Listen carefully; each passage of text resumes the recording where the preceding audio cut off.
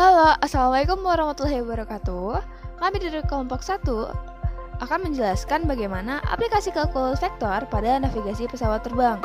Nah, kami terdiri dari yang pertama ada Yani Rostavia dengan NIM 21020048, kemudian Aisyah Agustin dengan NIM 2102960, kemudian ada Vanisha Nabila dengan NIM 210294148, dan Habibah Quraini dengan NIM 210295152. Kemudian ada Nabila Zafirah dengan NIM 210299168. Nah, bagaimana sih cara aplikasi kalkulus vektor itu pada navigasi pesawat terbang? Konsep vektor. Sebelumnya, kita sudah mengetahui vektor adalah besaran yang memiliki nilai dan arah. Nah, kecepatan, percepatan, tekanan, momentum, dan lain sebagainya adalah contoh-contoh besar dari vektor. Nah, salah satu fungsi vektor dalam kehidupan sehari-hari, salah satunya yaitu navigasi dalam penerbangan pesawat. Vektor berperan sangat penting di dalam dunia penerbangan. Setiap pesawat terbang selalu dilengkapi oleh sistem navigasi pesawat terbang agar pesawat tidak tersesat selama penerbangan berlangsung. Panel-panel instrumen navigasi pada kokpit pesawat memberikan berbagai informasi mengenai arah dan juga ketinggian pesawat di udara. Nah, vektor ini akan menyatakan arah dan besar dari suatu besaran yang dihasilkan oleh pesawat yang sedang terbang. Selain itu, pesawat juga yang ingin terbang ataupun mendarat tentunya menggunakan metode vektor, sehingga ketika turun pesawat tidak langsung jatuh ke bawah, jadi pesawat tidak langsung turun lurus dari atas ke bawah, melainkan melalui arah vektor yang telah disesuaikan sebelumnya. Nah, vektor juga berpengaruh besar terhadap keberadaan suatu lokasi ditinjau dari tempat dia bergerak. Dalam dunia penerbangan, ketika pesawat dalam keadaan darurat, pilot harus mengkonfirmasi ATC atau Air Traffic Controller bahwa keadaannya perlu emergency landing, sehingga sistem ATC ini akan memprioritaskan pesawat dengan keadaan emergency ini yang membutuhkan pendaratan di bandara terdekat. Nah, di sini juga konsep vektor digunakan dalam sistem penerbangan. Navigasi berasal dari bahasa Yunani yang terdiri dari kata navis yang artinya perahu atau kapal dan agake yang artinya mengarahkan. Secara harafiah artinya mengarahkan sebuah kapal dalam pelayaran. Dari waktu ke waktu, seiring dengan perkembangan zaman, kata navigasi tidak lagi hanya digunakan dalam dunia maritim, tetapi sering juga digunakan di daratan dan udara. Navigasi adalah cara menentukan posisi dan arah perjalanan baik di medan sebenarnya maupun pada peta. Selanjutnya, peran vektor dalam menentukan posisi. Pada vektor ini digunakan dengan cara sistem GPS.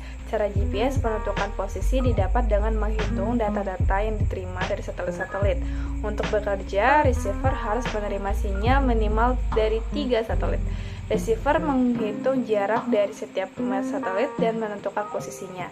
Metode ini disebut sebagai trilateration. Nah, ini adalah ilustrasi dari retaliation yang menggunakan 3 satelit dan akan dikumpulkan sinyalnya melalui GPS di tengah. Nah, inilah ilustrasi trilateration pada R2 atau pada dimensi 2, di mana yang X1, Y1 adalah satelit pertama, lalu X2, Y2 adalah satelit kedua, dan X3, Y3 adalah satelit ketiga. Nah, ketiga satelit itu akan ditangkap pada GPS di tengah, yaitu pada X, Y.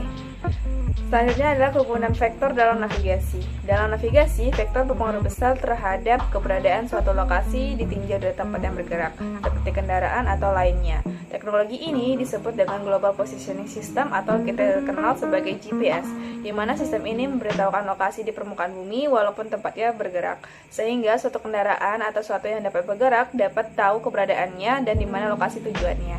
Karena itu, vektor sangat berperan penting dalam navigasi. Nah, salah satu contoh dalam navigasi ini yaitu adalah vektor yang digunakan untuk sistem navigasi pesawat terbang.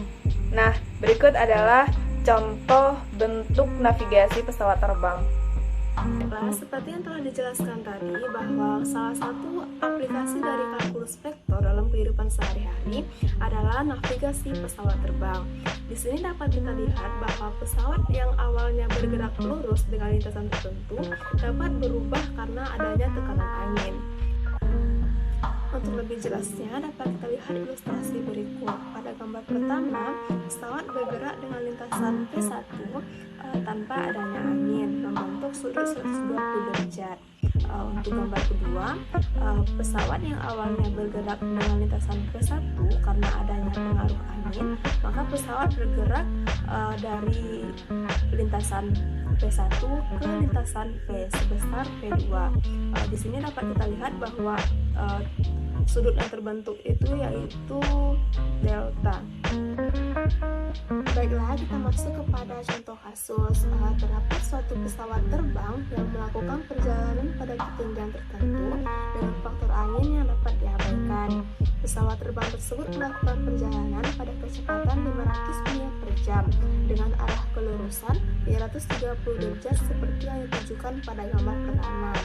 Pada saat pesawat terbang tersebut mencapai titik tertentu, terdapat angin dengan kecepatan 70 mil per jam dalam arah 45 derajat ke timur laut. Untuk menyelesaikan kasus ini, kita dapat menggunakan kalkulus vektor. Dengan menggunakan gambar pertama, kecepatan pesawat terbang itu sendiri dapat direpresentasikan sebagai V1, yaitu V1-nya akan sama dengan 500 cos 120 derajat I ditambah 500 sin 120 derajat J, yang mana tadi 500 ini merupakan kecepatan dari pesawat terbang dan 120 derajat ini sudut yang dibentuk dari arah pesawatnya. Lalu kecepatan anginnya juga dapat kita representasikan sebagai vektor, yaitu V2 akan sama dengan 70 cos 45 derajat I ditambah sin 45 derajat J. Selanjutnya kita akan menentukan kecepatan resultan dan arahnya. Kita dapat menuliskan V sama dengan resultan V dikali cos delta I ditambah sin delta J. Karena resultan V itu akan sama dengan akar dari negatif 200,5 kuadrat ditambah 482 kuadrat. Kita peroleh hasilnya 522,5. Maka dapat kita tuliskan sebagai V sama dengan 522,5 dikali dengan negatif 200,5 per 522,5 I ditambah 482,5 per 522,5 J. Setelah kita operasikan, kita akan memperoleh hasilnya yaitu 522,5 dikali cos 112,6 derajat I ditambah sin 112,6 derajat J. Di sini dapat kita peroleh bahwa kecepatan baru pesawat terbang yang dipengaruhi oleh angin adalah sekitar 522,5 mil per jam dengan arah yang membuat sudut 112,6 terhadap sumbu X positif. Jadi dapat kita ambil kesimpulan bahwa secara sederhana itu pengertian vektor adalah besaran yang mempunyai nilai dan arah.